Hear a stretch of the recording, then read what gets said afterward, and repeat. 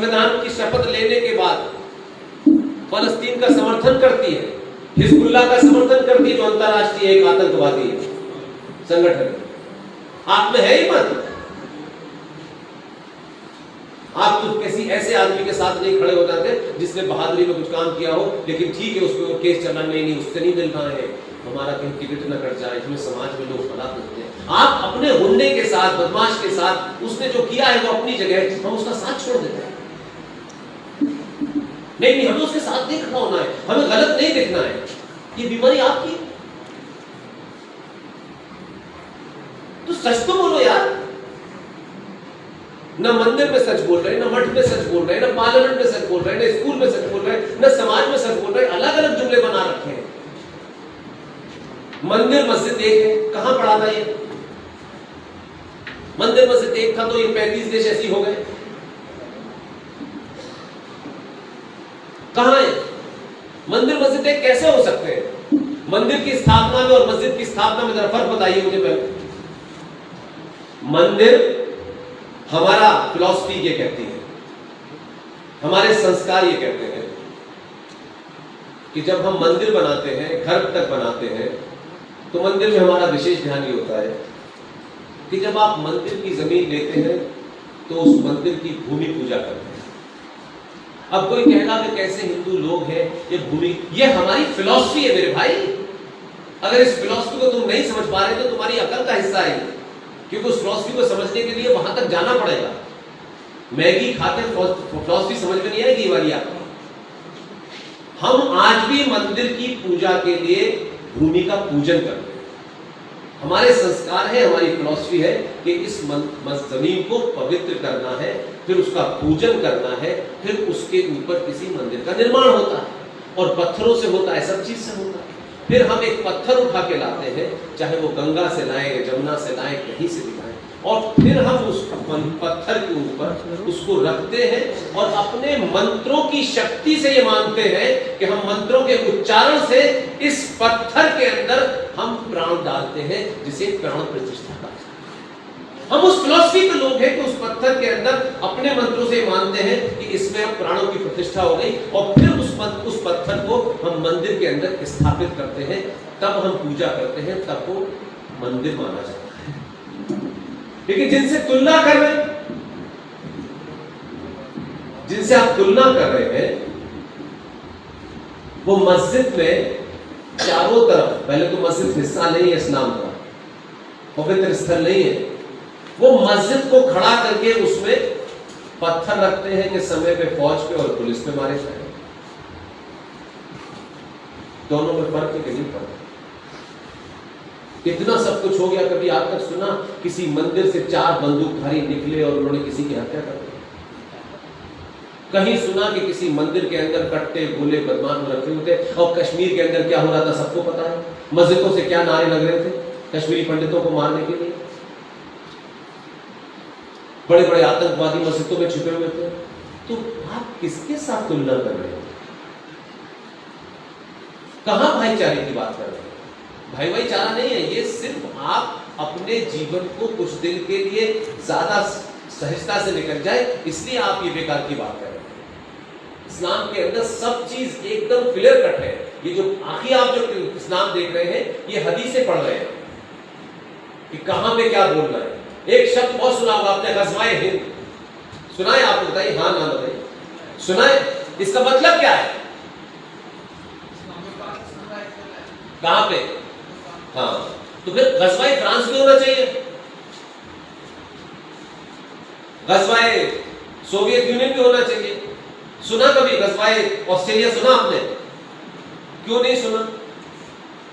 उनको मालूम है कि महामूर्खों यहीं रहते हैं, इसलिए गज़वाए हिंद में उनको हिंदुस्तान के अंदर इस्लाम की हुकूमत नाफिज करनी है, इसलिए कहते हैं कुरान शरीफ में लिखा हुआ है गज़वाए हिंद। तो कुरान शरीफ में पूरी दुनिया में सिर्फ हिंदुस्तान नहीं लिखा हुआ था, फ्रांस में नहीं लिखा था, चाइना में करके दिखा हुआ गज़वाए हिंद।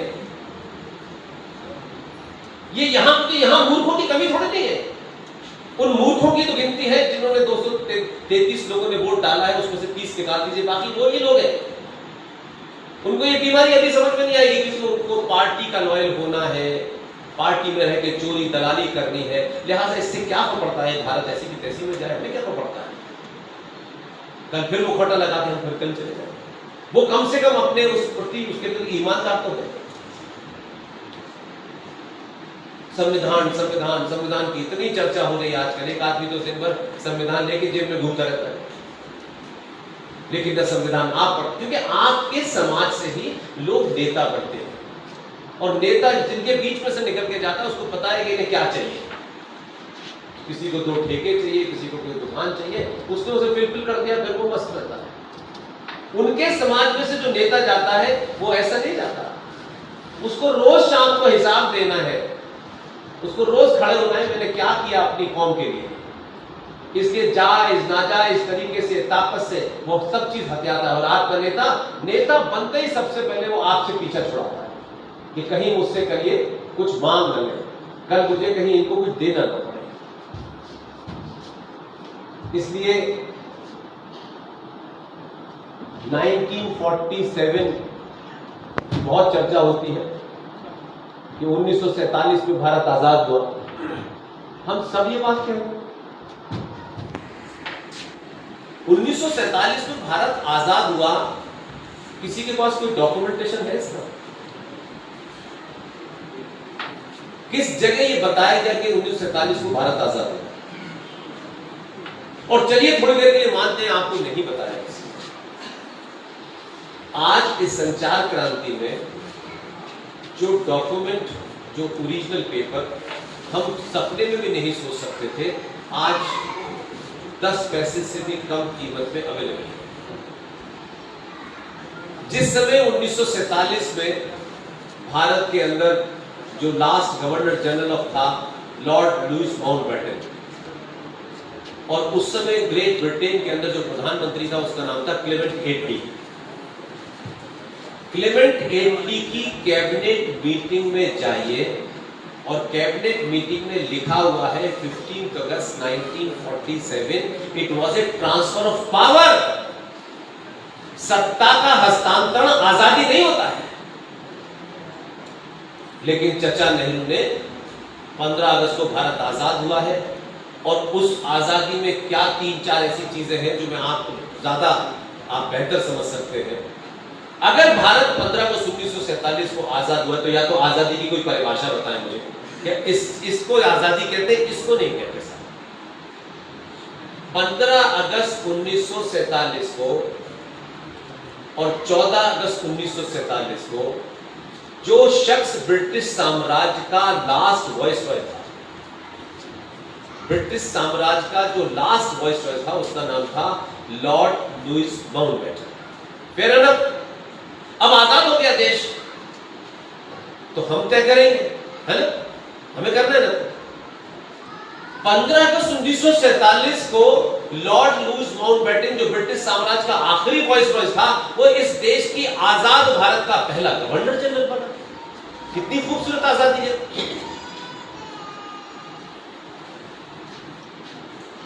और नेहरू जी, जो आज उनके वंशज, बहुत नेहरू जी से पॉलिटिकली हो सकता है, मुझे उस पर नहीं जाना चाहता, मैं तो तथ्यों की बात करता हूं। ये आपको भी नहीं पता नेहरू जी ने पहली शपथ कब ली?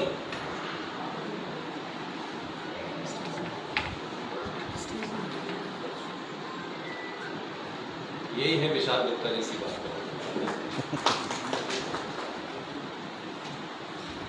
नेहरू जी ने पहली शपथ कब ली थी? Yes, very good, I like it. कहां सुना? हाँ? अच्छी बात है। That is my achievement of the day। ये पूरी मुहिम इस उम्र के बच्चे के लिए, इसको अगर आपने इक्विप्ड कर दिया सच से, ये अगले 50 साल तक इसको कोई बेवकूफ नहीं बना सकता। ये जीवन का ये हिस्सा इसलिए नहीं लगाया कि कोई टिकट फिकट ये तो बहुत ये हो तो चलिए भी नहीं। ये अगर यहाँ पे चिप करेक्ट हो जाए, ये ब्राह्मण है, ठाकुर है, ये दलित, मुझे इसमें इंटरेस्ट नहीं है, ये 1 लाख लोगों में खड़े होकर बोले और लोग फैक्ट पे इसकी बात ना काटे, ऐसे ही करोड़ लोग पैदा करने के लिए वही करते, कोई दूसरा एजेंडा ही नहीं। सितंबर 1946 को भारत में एक शख्स जवाहरलाल नेहरू को शपथ दिलाई गई और शपथ उन्होंने किसके प्रति ली?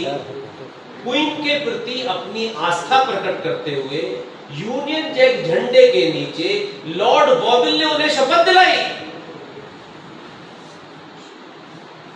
और 15 अगस्त 1947 को वो देश के प्रधानमंत्री बने। उस वक्त लॉर्ड लुईस माउंटबेटन पहला गवर्नर जनरल था। तब न भारत का संविधान नहीं था, तो किसके प्रति उन्होंने श्रद्धा प्रकट की? संविधान तो 1950 में बना है। कोई पूछने वाला?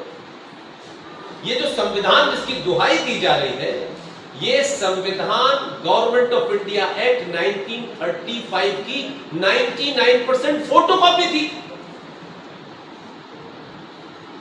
और ऐसा नहीं, वो जब गए थे तो क्या क्या प्रोविजन कर गए। आज आपको हंसी आएगी कि ऐसा भी था, हमें पता ही नहीं था। जो कांग्रेस जिसके वारिस बता रहे हैं कि हमने आज इतनी हमारे परिवार ने कुर्बानियां दी और कांग्रेस ने दी, उनसे पूछो तो भाई कि इस संविधान की कुर्बानियों के बारे में जो तुम बता रहे हो, इस संविधान के अंदर में सबसे मुझे ताज्जुब लगता है, शौक लगता है, हिंदूवादियों से मुझे शिकायत है कि आप जब ये 24 घंटे काम कर रहे हैं तो ये बात हम जैसे लोगों को बताते, हम तो 2 वक्त की रोटी के इंतजाम में जिंदगी में लगे हुए थे, ये आपका काम था, आपने सब कुछ छोड़ दिया, आपने नहीं बताया।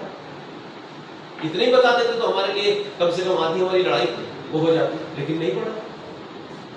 संविधान 6 घटनाएं ऐसी हैं, इसलिए मैं उन घटनाओं को क्रोनोलॉजी में आपसे बोलता हूं ताकि आपको कभी भी पूरे इतिहास की किताबें जितनी पढ़ लीजिए, वो 6 घटनाएं कभी नहीं बताता कोई, अलग अलग तरीके से बताता है और उसके एक पूरा राज है उसके पीछे। तो मैं अक्सर इसलिए लिख लेता हूं कि कहीं ऐसा ना हो कि बोलने में ऊपर नीचे हो जाए, लेकिन थोड़ा सा मुझे उसमें उसकी मदद चाहिए होती है, इसलिए मैं उसको लिखता हूं। 6 घटनाएं।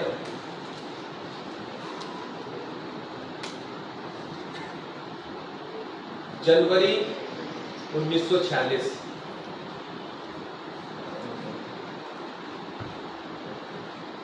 मार्च 1946। जनवरी 1946 में भारत में चुनाव हुआ और वो चुनाव जो 15 प्रांतीय असेंबली थी, उसकी कुल संख्या 585 थी। उसमें से 492 सीटें, 1585 थी, उसमें से 492 सीटें मुसलमानों के लिए रिजर्व थी। और ये इसलिए महत्वपूर्ण है कि लाहौर के अंदर 1940 में मुस्लिम लीग ने ये रेजोल्यूशन पास कर दिया था कि हमें पाकिस्तान चाहिए। 1940 उस रेजोल्यूशन पास करने के बाद 1946 में जब 15 प्रांतीय असेंबली का चुनाव हुआ, उसमें 492 सीटें मुस्लिम लीग के लिए, मुसलमानों के लिए रिजर्व थी। चुनाव हुआ तो 492 में से 429 सीटें मुस्लिम लीग ने जीती। और महाराष्ट्र के अंदर एक जगह है मुंबई में, बायकोला, नाम सुना होगा आपने। बायकोला से मोहम्मद अली जिन्ना चुनाव जीता और मोहम्मद अली को मरे हुए इतने साल हो गए, आज तक उस बायकोला की सीट सिर्फ मुसलमान ही जीतता है। और जब वो चुनाव हो गए तो मुसलमानों को और मुस्लिम लीग को लगा इन चुनाव की बुनियाद के ऊपर तो हमें ये साफ हो गया कि हम पाकिस्तान नहीं ले सकते। 1946 में मार्च की घटना है। युवा लोग जो है इन डेट्स को याद रखें, मेरी कहीं स्पीच में से निकाल लें तो और आसानी हो जाएगी। मार्च 1946 में एक डेलीगेशन ग्रेट ब्रिटेन का भारत आया और उसमें क्लेमेंट एटली का ये कहा गया कि हम सत्ता का हस्तांतरण शीघ्र करने वाले हैं। ये उन्होंने साफ किया। उसे हम लोग कैबिनेट मिशन प्लान के नाम से जानते हैं। आप जब उसे खोलेंगे तो उसमें लिखा हुआ है कि कैबिनेट मिशन प्लान यहाँ आया था सत्ता का हस्तांतरण करने के लिए। और उन्होंने बहुत साफ साफ बात एक ऐसे आदमी के कान में कही जिसके बारे में, यानी ये देश कमाल का है। राम को गाली दे दो, सीता के बारे में कोई अभद्र भाषा बोल दो तो समाज देश में कोई हलचल पैदा नहीं होती, लेकिन एक मनुष्य हमारे अपने दौर का मनुष्य, कोई करोड़ों साल पुराना मनुष्य नहीं, उस मनुष्य को इतना बड़ा बना दिया है कि उसके पापों के बारे में, उसके झूठ के बारे में, डॉक्यूमेंटेड झूठ के बारे में बोल दो, ओहो आपने गांधी जी पर टिप्पणी कर दी, गांधी जी राम से बड़े क्या? एक मनुष्य थे, एक पॉलिटिकल लीडर थे। अगर आज मूल्यांकन होगा और उन्होंने उसमें कोई गड़बड़ की है तो नहीं कहेंगे क्या? मैं यहां मंच पे खड़ा हूं, आप मेरा सम्मान करते हैं, ये एक अलग बात है, लेकिन ये अधिकार मुझे किसी ने नहीं दे दिया कि मैं आपके बीच में खड़े होकर के इस सम्मान के नाम पे कोई भी झूठी बात आपको कह दूं और आप बोल के नहीं पुष्पेंद्र जी को बोलेंगे तो ऐसे ये नहीं हो सकता भाई। वो भी एक इंसान थे, उनके मूल्यांकन, उनके बारे में हाँ भाषा का ध्यान रखना चाहिए। वो किसी हमारे संस्कारों में है कि बड़े को बात कहे, उसको झूठी बात कहिए तो कहिए, लेकिन थोड़ा सा मर्यादित भाषा में। गांधी जी से मिले और उन्होंने कहा कि हम ये सत्ता का हस्तांतरण कांग्रेस को करेंगे और कांग्रेस में हमारी पहली पसंद नेहरू है। तो गांधी जी ने ये बात देश में भाषण में नहीं दी कि कैबिनेट मिशन प्लान ने मेरे कान में ये कहा, ये तो कतई नहीं। उन्होंने क्या किया कि कांग्रेस पार्टी ने 20 अप्रैल 1946 को कांग्रेस पार्टी के चुनाव की घोषणा की और 27 अप्रैल को चुनाव की प्रक्रिया शुरू हुई। अब एक तो फिल्म भी आ गई, एक अच्छी फिल्म बनाई है किसी ने, क्योंकि आजकल जो दूसरी फिल्में बनती हैं ओटीटी पे वो इन्हीं चीजों पे ज्यादा बनती है। आप सोचो कि उस दौर के कांग्रेसी कैसे रहे होंगे। आज की कांग्रेस की बात छोड़ो, उनमें भी अगर कोई थे तो वो थे हिंदू सनातनी थे, लेकिन मैं फिर कह रहा हूं वो आज मैं उनका जिक्र इसलिए करता हूं कि आज ये भाव पैदा हो, वो किसी आज वो पार्टी क्या है, उसका वर्तमान रूप क्या है, उसमें किस तरीके की बातें हो रही है, लेकिन उस पार्टी में भी ऐसे लोग थे कि उनका नाम हर मंच से लेने में मुझे गर्व महसूस होता है, क्योंकि वो ऐसे समय में ये करके गए और चले गए करके, ताकि हमारी ताकत मजबूत कर गए। जब पार्टी की तरफ से ये कहा गया कि चुनाव में अध्यक्ष पद का चुनाव होना है, तो पार्टी से नाम मांगे गए ताकि नया अध्यक्ष बनेगा, वही प्रधानमंत्री बनेगा, तो तत्कालिक तौर पे नाम। तो पंडित गांधी जी ने खामोश। कांग्रेस पार्टी के वो महान योद्धा थे जिन्होंने अपनी पार्टी के अध्यक्ष पद के लिए 3 नाम भेजे। उन 3 नामों में जवाहरलाल नेहरू का नाम नहीं था। तो महान महात्मा गांधी ने अपने कद का इस्तेमाल करते हुए CWC में गए और ये कहा उन्होंने कि गांधी मेरी पहली पसंद है। गांधी जी के दबाव में जो 3 नाम भेजे गए थे उसमें से एक नाम को हटा करके नेहरू जी का नाम उम्मीदवार के तौर पर विधिवत भेजा गया। लेकिन उससे भी महान वो 15 प्रांतीय असेंबलियों के कांग्रेसी थे, क्योंकि उस पूरी इलेक्शन प्रोसेस को देखने के लिए गांधी के सबसे नजदीक विश्वास पात्र, फिर मैं कह रहा हूं ऐसे लोग थे, विश्वास पात्र थे, सब कुछ थे, लेकिन जब समय आया राष्ट्र का तो उन्होंने गांधी के झूठ का साथ नहीं दिया। वो आदमी सच लिख के गए और गांधी को ये गलतफहमी थी कि ये मेरे साथ दुनिया में जाता है, मेरे सारे कुकर्मों को जानता है, इसको मैं करूंगा तो ये बेईमानी करेगा। लेकिन वो महान आत्मा आचार्य JB कृपलानी ने वो बेईमानी नहीं। आचार्य JB कृपलानी की देखरेख में कांग्रेस पार्टी के अध्यक्ष पद का चुनाव हुआ और ताज्जुब देखिए, ये लोगों को पता होना चाहिए कि प्रांतीय असेंबली 15 वोट थे, उसमें से 1 वोट पट्टाभी सीतारमण को चला गया, 2 वोट इनवैलिड हुए और 12 के 12 वोट सरदार पटेल को मिले। लेकिन उन्होंने अपने कद का इस्तेमाल और अंग्रेजों से जो सौदा कर रखा था, उन्होंने आके क्या कहा, भाई नेहरू की हार तो ये मेरी हार है। और ये एक बार उनको खून लग गया था, ये बात आपको नहीं पता। एक बार पट्टा सीतारमण के बीच और सुभाष के बीच में चुनाव, वहां वो पढ़ेंगे तब ये चरित्र पता चलेगा। दोनों के बीच में कांग्रेस अध्यक्ष पद पर चुनाव हुआ, सुभाष जीत गए। सुभाष के जीतने के बाद सुभाष दूसरे कैरेक्टर के आदमी थे, लिस्ट टाइप के आदमी नहीं थे, ये चुनाव जीत गए। जीतने के बाद गांधी ने कहा कि पट्टाभी की हार तो मेरी हार है। सुभाष वो जानते थे कि कौन सा आदमी किस टाइप का, कौन कितना बेहया होगा और कौन कितना खुददार आदमी होगा। जैसे ही गांधी ने कहा, सुभाष ने इस्तीफा दे दिया कांग्रेस पार्टी से, और यही उन्होंने एजेंडा अपनाया बाद में, नेहरू जब हार गए। तो सरदार पटेल के पास गए, सरदार पटेल का सम्मान करते थे, लेकिन बहुत अच्छे मन से नहीं, बहुत इज्जत के मन से नहीं, तो हट गए। 12 वोट लेकर के जिस आदमी को अध्यक्ष बनकर प्रधानमंत्री बनना था, क्योंकि अंग्रेजों से सुपारी ले रखी थी आपने, तो नेहरू को आपने देश का पहला प्रधानमंत्री बनाया। और 28 अप्रैल 1948 की क्लेमेंट एटली के मीटिंग की वो मिनट्स, जिसे मैंने अपने फेसबुक पेज पे शेयर किया है, 28 अप्रैल 1948 को भारत का प्रधानमंत्री, स्वतंत्र भारत का प्रधानमंत्री, दुनिया जमाने का प्रधानमंत्री, विजनरी प्रधानमंत्री, जैसे क्या क्या आज की डेट में चल रहा है, उसको उस वक्त के परिप्रेक्ष्य में देखो, आज के परिप्रेक्ष्य में देखो। वो विजनरी प्रधानमंत्री 28 अप्रैल 1948 को जो चिट्ठी उन्होंने लिखी है क्लेमेंट एटली को, उस चिट्ठी में वो लिख रहे, महामहिम, मैं आपसे अनुरोध करता हूं कि भारत के गवर्नर जनरल लॉर्ड माउंटबेटन साहब का ट्रांसफर बर्मा हो चुका है। मैं आपका अनुमोदन चाहता हूं कि बंगाल के गवर्नर सी चक्रवर्ती राजगोपालाचार्य को भारत का गवर्नर जनरल बनाया जाए। ये 1948 में चिट्ठी अंग्रेज से मांग रहे हैं सहमति के लिए। भारत आजाद,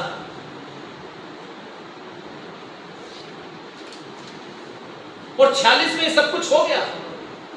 एक घटना आपको ताज्जुब लगेगी, ये सारी घटनाएं 46 की, और 6 दिसंबर 1946 को संविधान बनने की प्रक्रिया शुरू हुई। इन डेट्स का महत्वपूर्ण रीजन है जिसके मैं कह रहा हूं। देश में 10.5 लाख सनातनी हिंदू माने। दिल्ली की तस्वीरें सब मौजूद है, आर्काइव में जाकर देखिएगा, कोई मेरे पास नहीं है। दिल्ली की सड़कों पे चील कौवे लाशें खा रहे थे, गलियों में, छतों पे, कहां कहां लाशें पड़ रही। 10.5 लाख का मतलब समझते हैं कि ट्रेन जो भरी हुई थी वो उस वक्त दिल्ली के उसमें गार्ड था ना, सॉरी स्टेशन मास्टर, ट्रेन रुकने के बाद वो बहुत देर तक खड़ा रहा कि इसमें से कोई उतर नहीं रहा। ही वाज शॉक्ड कि इतनी बड़ी ट्रेन आई है। उसने जब दरवाजा खोला तो लाशें गिरी। उसका बारे में बताया जाता है वो पागल हो गया। जिस देश में सड़कों पे, रेलों पे, बसों पे जगह जगह लाशें पड़ी हुई हो, उस देश में सबसे पहला काम 1947 को क्या हुआ? 11 अप्रैल 1947 अगस्त में ये हो गया, झंडा फहर गया। 11 अप्रैल 1947 को न संसद बनी थी, न कोई दूसरी चीजें थी, लेकिन पहला बिल क्या आया? एक कोई ऐसा बिल आता जिस बिल से तत्कालिक तौर पे जो स्थिति थी देश की, कुछ उसके लिए कानून बनाते कि इन लाशों का क्या होगा, बॉर्डर पे क्या होगा, देश में इमरजेंसी लागू करनी चाहिए थी, सारी चीजों को ठीक करना चाहिए था, लाशों को उनके सम्मान के साथ उनका अंतिम संस्कार होना चाहिए था, जो बचे हुए लोग थे उनको ढूंढना चाहिए था। कोई ऐसी चीज नहीं है, वो इमरजेंसी नहीं थी। 11 अप्रैल 1947 को यहां से आपको वो चरित्र पता चले। 11 अप्रैल 1947 को संविधान सभा ने एक पहला बिल पास किया। आप खुद सोचो, आपके घर में कोई इमरजेंसी हो जाए तो उस वक्त आप कोई ऐसा काम करोगे जो जिसकी वर्तमान 100 साल बाद भी हो सकता है, 20 दिन बाद भी हो सकता है, 50 दिन बाद भी हो सकता है। लेकिन ताज्जुब यह है कि 11 अप्रैल 1947 को देश की ये भयावह स्थिति थी, लेकिन संविधान सभा में पहला बिल मालूम है क्या आया? Hindu code bill. अगर हिंदू कोड बिल नहीं आता तो पता नहीं क्या होने वाला था। तो किसके इशारे पे आप हिंदू कोड बिल लाए? जब भारत के अंदर चुनी हुई संसद नहीं थी, संविधान नहीं था, तो हिंदू कोड बिल क्या इतना इमरजेंसी का काम था? ये तो नॉर्मल समय में भी हो सकता था, और पास कर दिया हिंदू कोड बिल। तो किस एजेंडे के तहत ये देश चल रहा था भाई? इन चर्चाओं को जब आप देखेंगे तब आपको पता चलेगा कि आपकी दुर्गति का, क्योंकि हमको सही बात नहीं पता। हजारों संगठन ये बात आपको बता देते तो आप सोचते ना क्या मूल्यांकन करते कि क्या ऐसा हो सकता है अगर यहाँ पूरे देश में घर में आग लग जाए, उस वक्त हम ये कहें कि नहीं कल शाम को खाना क्या बनेगा।